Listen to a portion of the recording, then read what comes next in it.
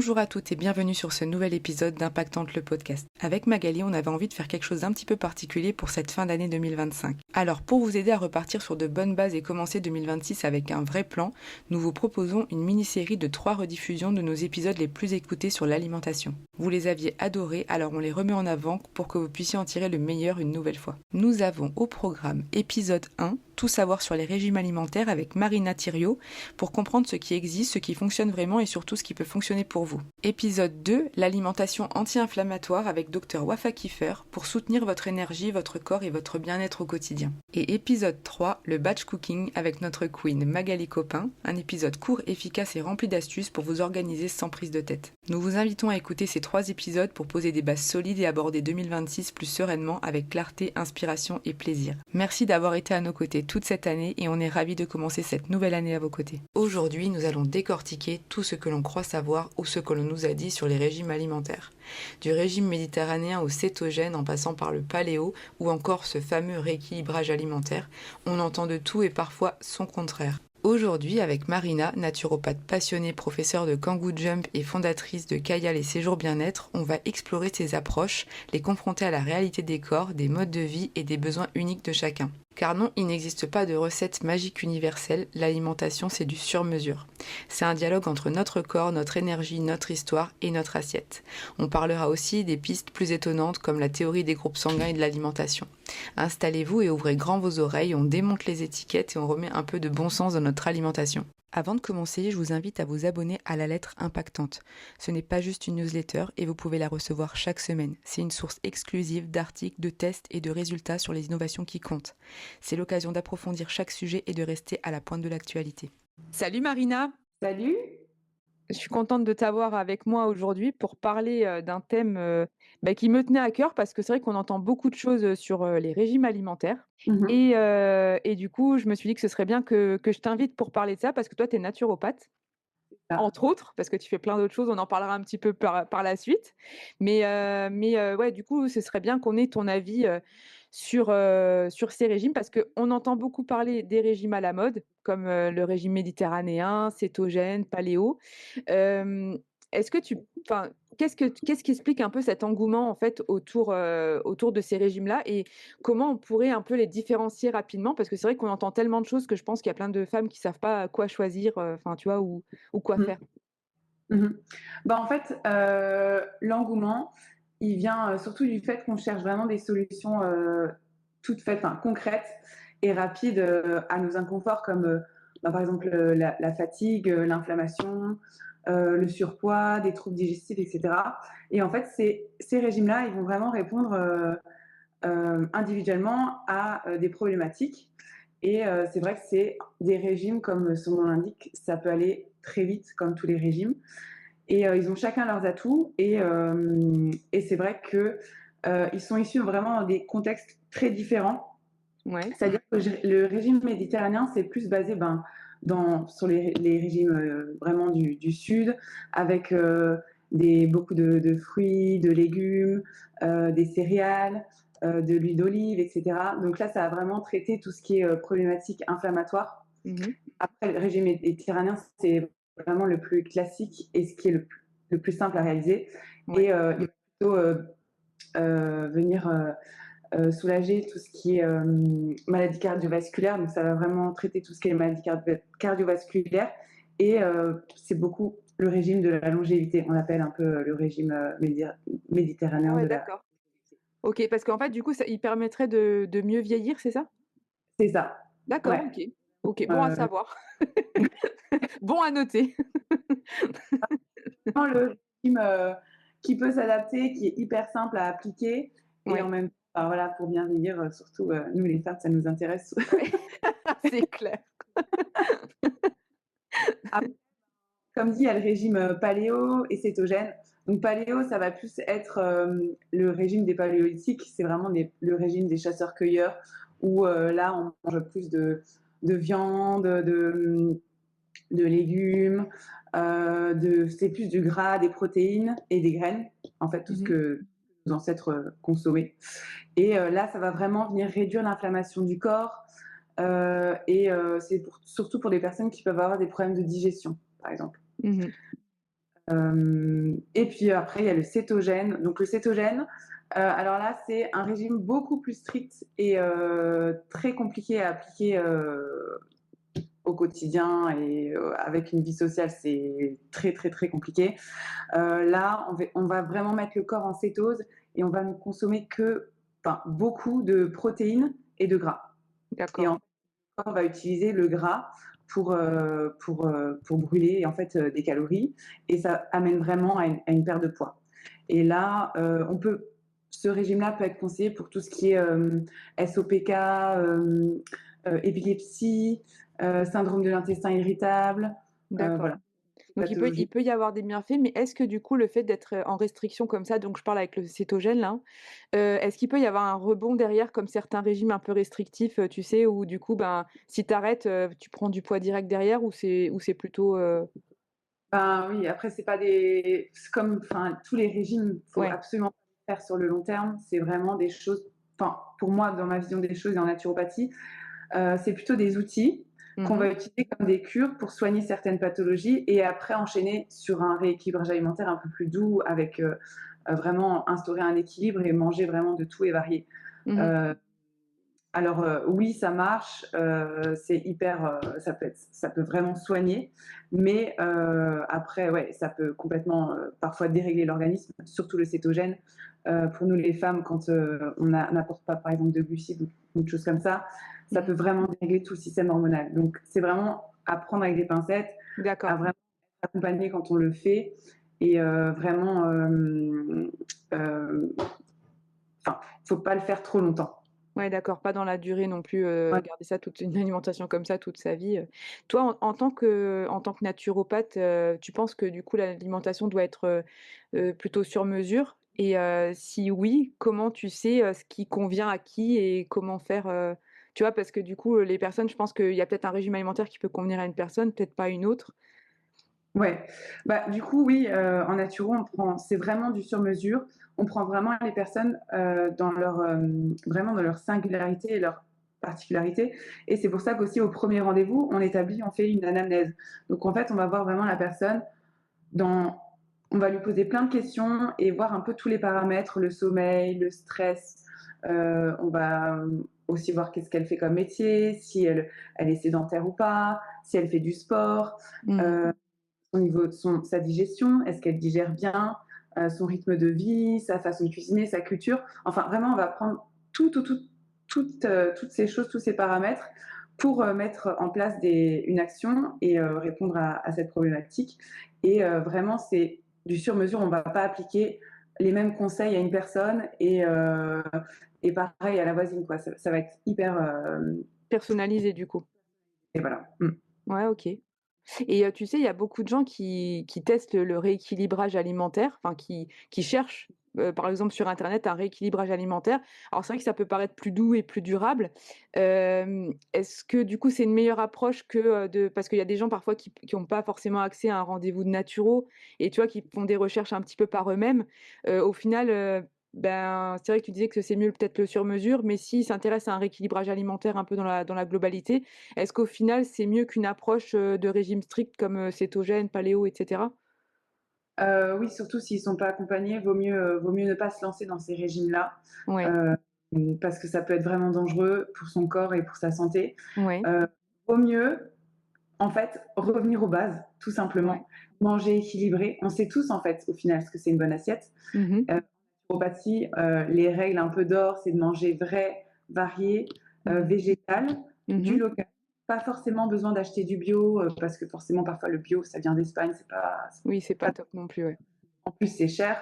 Donc Mmh. voilà, très simple, avoir des assiettes très simples et respecter un peu, on a la règle des 3 V, vrai, varié et végétal et ça Mmh. s'applique vraiment pour tout et tout le temps et voilà, ne pas, comme je disais, on sait tous en fait Ouais. ce qu'on faut manger, des protéines, des féculents, des légumes et voilà et surtout, ce qui est très important au final, c'est vraiment d'être à l'écoute de son corps Mmh. parce que son corps, il sait au final ce dont on a besoin et il faut vraiment le respecter et être vraiment en alerte sur ce qu'il nous demande. Parfois, on a envie de sucre, parfois, on a Mmh. envie. Et vraiment, c'est prouvé, c'est que le corps, il sait c'est une machine, c'est chimique et il Ouais. faut vraiment lui apporter ce qu'il veut au bon moment et ça, c'est pas toujours aussi évident d'être, réceptif à ces signaux et de savoir écouter son corps. Ouais et puis c'est vrai que, ben, parfois aussi, finalement le fioul que tu lui apportes parce que c'est vrai que quand on a envie de sucre, il peut y avoir surtout avec un peu la surconsommation maintenant et tout ce qui est un peu transformé, de se dire: «Ah ouais, j'ai envie de manger du sucre», voilà. Alors qu'au final, peut-être que si à ce moment-là, je parle peut-être même encore plus pour les femmes parce que c'est vrai qu'avec les hormones, on peut avoir des périodes un peu différentes. Peut-être que si l'apport en sucre au final de fruits peut-être et cetera serait bien fait à ce moment-là, il y aurait aussi moins ces envies de, tu vois, de crise, des fois de sucré, que tu as besoin, quoi. Bah oui, parce que ça, c'est aussi une histoire de glycémie et en fait, si forcément on consomme du sucre raffiné, ça va Mmh. beaucoup plus élever sa glycémie. Du coup, Mmh. ça entraîne des montagnes russes toute la journée et c'est des fringales, des coups de barre et en fait, c'est un cercle vicieux. On a envie de consommer du sucre, du sucre, du sucre.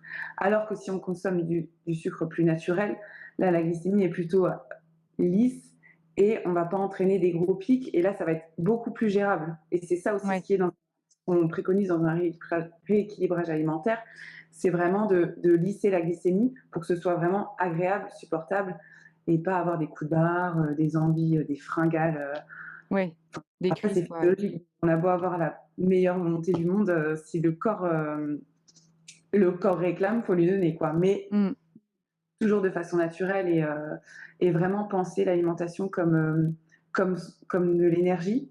Mmh. Comme une voiture, on va lui mettre de l'essence pour qu'elle puisse rouler et fonctionner. Bah nous, c'est pareil en fait. Mmh L'alimentation, mh. c'est pas notre ami, c'est vraiment notre meilleur ami et ce qui nous permet d'être en vitalité, de bien réfléchir, d'être en forme, d'être motivé, d'avoir une clarté mentale. Enfin, voilà, c'est vraiment hyper, hyper important. Justement, en parlant des glucides, certaines personnes les bannissent, d'autres les réhabilitent. Quel rôle ils jouent vraiment, en fait, pour notre santé et faut-il forcément, les réduire ou voire les supprimer? Alors c'est vrai il y a eu beaucoup de débats sur les glucides. À un moment, c'était, à bannir, puis après on les a réhabilités, puis après on les a rediabolisés. Mmh mh. Heu, Pareil, j'en reviens toujours à la même chose, c'est que juste, il faut juste penser équilibré Mmh mh. et vraiment la chose à ne pas surtout pas faire, c'est de supprimer des aliments parce que ça, c'est vraiment le corps a besoin de glucides, mais Ouais. par contre, des glucides, des bons glucides. Donc on va dire, c'est plutôt la qualité des Mmh mh. glucides qu'on va voir et la quantité. OK. Alors là, bah, par exemple, les glucides, c'est super important pour le cerveau, par exemple. C'est Ouais. vraiment le carburant, le cerveau utilise le glucose pour fonctionner. Les muscles aussi, pour les personnes qui sont sportives, c'est Mmh mh. hyper important de consommer des glucides après une séance de sport, par exemple. Et bah, pareil, comme on disait, par rapport aux envies et aux pulsions de sucre, si on est stressé, si on est triste par rapport aux émotions, bah, là, on peut avoir une baisse, de sérotonine et en fait, les glucides sont le neurotransmetteur de la sérotonine. D'accord, OK. Oui, Hyper, donc hyper important, c'est important, quoi. et OK. c'est plutôt, ben, l'abus de glucides transformés Mmh. qui peut, créer des problèmes de santé. Ouais, donc vraiment bien choisir, en fait, sa Bien consommation de glucides, ouais. des glucides et plutôt des glucides, ben, non transformés et à indice glycémique bas, donc ça peut être, la patate douce, le riz basmati, le quinoa, les légumineuses, les fruits, les légumes racines, Mmh mh. heu, toutes ces choses-là, plutôt, naturelles. Tu Enfin, penses quoi, des sucres naturels comme, miel, sirop d'agave et sirop diacone, des choses comme ça? c'est des supers alternatives au sucre raffiné et je pense, D'accord. c'est vraiment très bon pour la santé. Il y a beaucoup de bénéfices à chacun. Après le mieux, ça reste des sucres, naturels, Mmh donc mh. pour il y a pas de meilleur ou voilà, de moins bon. Après il y a souvent des moments propices dans la journée où, c'est mieux de manger, ces glucides. Par exemple, D'accord. ça plutôt, au goûter, parce que là, c'est physiologique. Pareil, on a un pic de glycémie et là, c'est le moment où il faut recharger et Mmh c'est mh. là où c'est mieux assimilé. Et pareil, après une séance de sport, par exemple, Mmh ou mh. en première partie de journée, c'est quand même toujours mieux de manger ses glucides et un peu moins D'accord. le soir, forcément. D'accord, OK. Du coup, moi, il y avait une question que je voulais te poser parce que j'ai lu un bouquin, sur le sujet, qu'il y a certaines recherches japonaises qui lient, les groupes sanguins à des types d'alimentation. Alors, est-ce que pour toi, c'est un peu un mythe ou est-ce que plus ça peut être une piste, sérieuse? Alors, c'est vrai que c'est une chose que j'ai vue, que j'ai le livre d'ailleurs sur les D'accord. groupes. Ouais, c'est intéressant, mais c'est vrai que quand j'ai lu le bouquin, je me suis dit: «C'est vrai que ça peut être, tu sais, avec le Ouais, groupe O, origine, A, agriculture», enfin, tu sais, ouais, je me suis dit, «C'est intéressant, quoi». ouais, ça peut vraiment influencer et être juste par rapport à l'alimentation. Donc, par exemple, le groupe O, c'est tout ce qui est chasseur. Donc, Mmh. eux, c'est plus des régimes riches en protéines. Ouais. Le groupe A, c'est agriculteurs. Donc, eux, ils vont mieux digérer tout ce qui est végétaux. Donc, ils sont plus sensibles, à l'inverse, aux produits animaux. Et après, il y a le groupe B, ils sont plus tolérants au lait. Et AB, c'est un peu entre les deux. Alors, D'accord.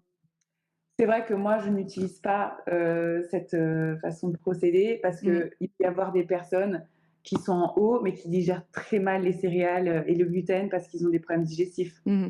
C'est vraiment au cas par cas. Ça peut être un outil, mais Oui. à vérifier, je pense, et ça peut pas être une généralité. Après, c'est vrai qu'au Japon, on aime bien utiliser ces groupes sanguins pour même pour analyser les caractères et Ouais, même. les rencontres amoureuses, le travail et tout, j'ai vu que Ouais, c'était un ouais, truc de fou, exactement. ouais. Alors que bon, Oui. je pense pas qu'on puisse faire, on puisse travailler ça, mais ça peut être intéressant et ça peut donner des pistes, Ouais, je non, pense. c'est sûr, c'est sûr. Et puis c'est vrai qu'après, ben, en fait, eux, c'est aussi, par exemple, un peu différent parce qu'au final, les groupes sanguins, oui, mais par exemple, ben, eux, tu vois, ils consomment très peu de gluten, déjà de base. C'est Donc, ça. tu vois, c'est Oui, vrai que, enfin, est-ce qu'on peut dire qu'un régime sain et universel, c'est un piège? Ou est-ce que, du coup, enfin, est-ce que c'est pas un peu trop généralisé? Tu vois? Est-ce que manger sain, comme tu disais tout à l'heure, c'est voilà, ça peut être, quelque chose, que tout le monde adopte? Ou est-ce que du coup, il faut vraiment, essayer de plutôt, enfin, tu vois, faire des tests, s'écouter et cetera? Maintenant, c'est vrai qu'on est un petit peu, tu vois, quand même les personnes se font quand même beaucoup suivre. Mais c'est vrai ouais. que parfois, comme tu disais, revenir aux bases, toi, est-ce que tu penses que dans l'idéal, c'est peut-être un peu généralisé ou? Alors, ben, c'est un peu, justement le piège de vouloir imposer un modèle unique à tout le monde. Surtout, Ouais, en naturopathie, ben, c'est pas du tout comme ça qu'on fonctionne. ouais, c'est pas l'approche, quoi. Le sein d'une personne peut être, trop strict ou le trop gras, pour une autre personne. Mmh En fait, mh. il y a toujours des grandes lignes et du bon sens à avoir. Il faut manger moins transformé, plus végétal, comme je disais, plus vivant, coloré, local. Et en fait, la meilleure alimentation, c'est vraiment celle qui correspond et celle qui coche toutes les cases. Et c'est pas forcément celle qui coche, en fait, à l'inverse, toutes les cases, par exemple, sur Instagram ou sur les réseaux ou parce Oui. qu'on entend dans les magazines ou autres. Et il faut vraiment être à l'écoute de son corps et voir, bah, par exemple, est-ce que, euh, est-ce que cette façon de m'alimenter ben, me permet de mieux dormir? Est-ce qu'elle me donne plus d'énergie? Est-ce que je suis plus efficace dans mes séances de sport? Est-ce que j'ai une plus belle peau? Enfin voilà, c'est toutes ces choses qu'il faut s'auto-analyser, s'auto-évaluer. Mmh. Et c'est là aussi qu'on peut soi-même voir est-ce que ça colle ou pas et est-ce que c'est une façon de s'alimenter qui nous Ouais, va. essayer de s'écouter, déjà de base, quoi. Mmh. Et pour toutes les personnes qui se sentent un peu perdues, enfin dans les informations justement qu'elles peuvent trouver, par où elles peuvent commencer, tu vois, pour se créer une bonne alimentation? Est-ce que par exemple tu as des applis, des tips, enfin tu vois, des choses comme ça où elles peuvent, ou peut-être retrouver de l'énergie? Et peut-être que tu pourrais aussi parler de toi, ce que tu proposes, comme activité et dans ton approche, par exemple, quand tu suis des personnes? Mmh. Bah, je dirais toujours que, il faut, comme je disais avant, écouter son corps, ça c'est primordial. C'est Mmh. vraiment, parce que son corps il sait même mieux que moi ou que certains d'autres thérapeutes. Ça, c'est vraiment le premier indicateur.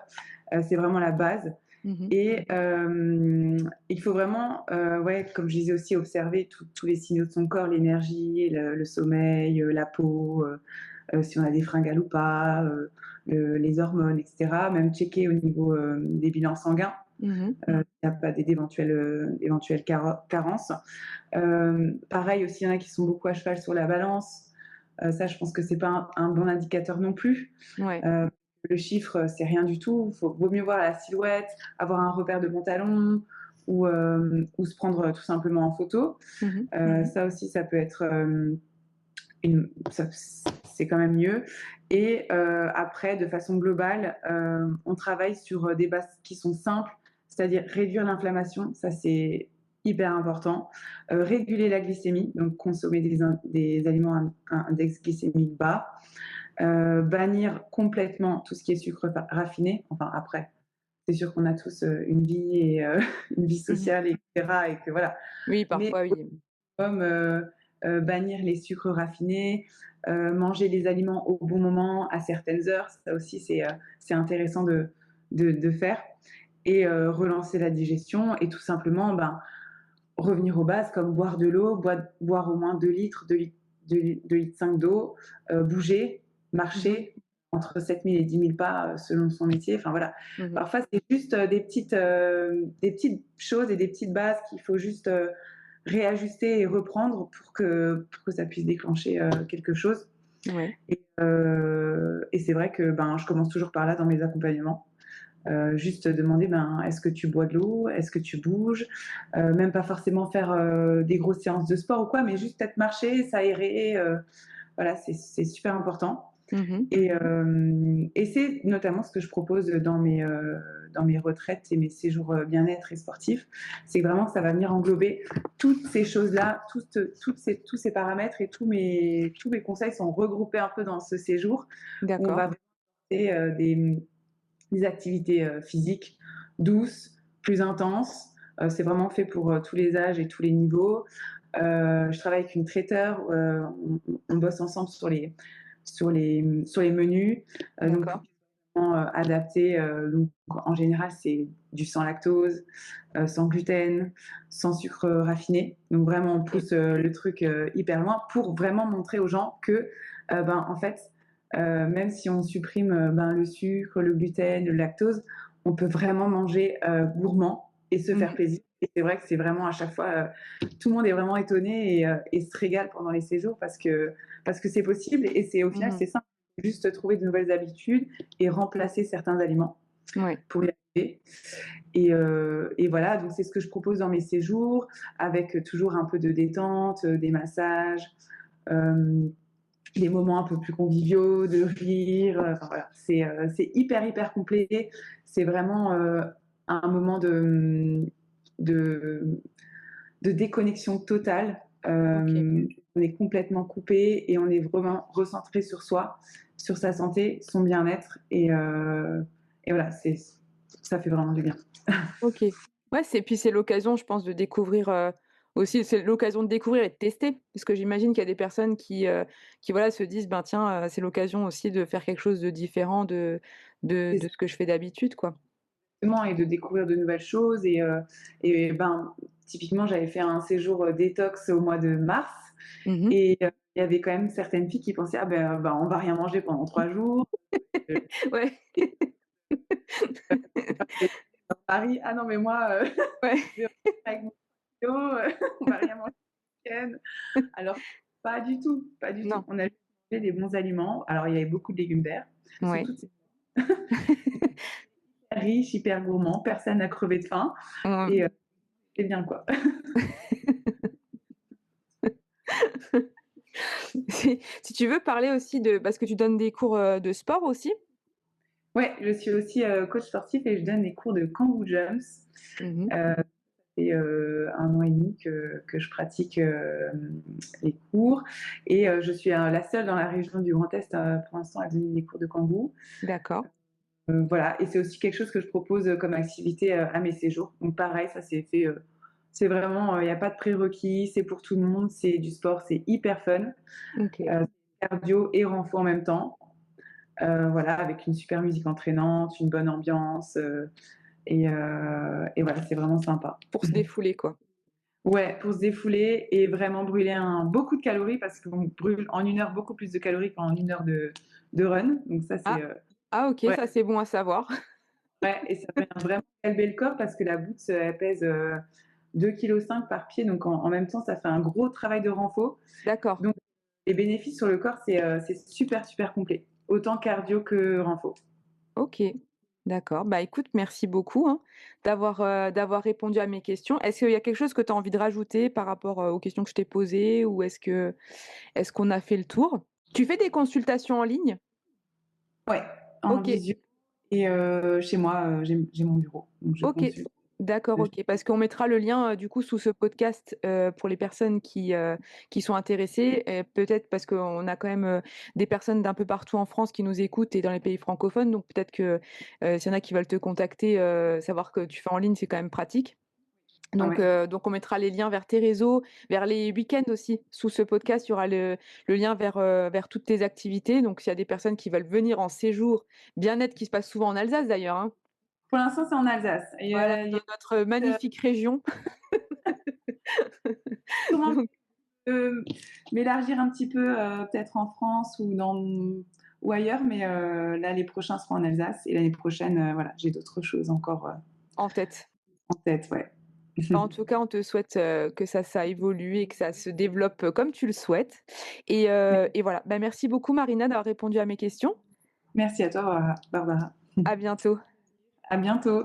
On espère que cet épisode vous a permis de prendre du recul sur toutes ces approches alimentaires et de mieux comprendre pourquoi il n'existe pas de solution unique. Si vous avez aimé cet échange, n'hésitez pas à partager l'épisode autour de vous, à vous abonner et à laisser un petit commentaire ou une note, ça nous aide énormément à faire connaître le podcast. Et surtout, retenez une chose, écoutez votre corps, c'est toujours le meilleur point de départ. À très vite pour un nouvel épisode. Merci d'écouter cette mini-série spéciale alimentation. Nous espérons qu'elle vous apporte des clés simples, efficaces et surtout réalistes pour avancer à votre rythme. À travers les explications de Marina Thiriot, les conseils précieux du Dr Wafa Kiefer et les astuces pratiques de Magali Copin, nous vous offrons des repères solides pour vous accompagner dans votre quotidien. N'hésitez pas à réécouter les épisodes, à les partager autour de vous et surtout à mettre en place une ou deux petites actions qui peuvent vraiment tout changer. Nous nous retrouvons très vite pour de nouveaux sujets, de nouvelles rencontres et encore plus de contenu pour vous aider à prendre soin de vous. Merci d'être là et belle année à vous.